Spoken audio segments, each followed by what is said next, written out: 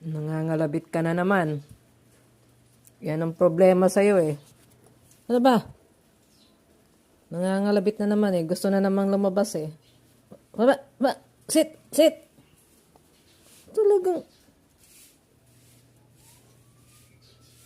Dugodog. Kagagaling mo lang sa labas. Tapos gusto mo na namang lumabas. Ha? Sit! Yung balahibo mo.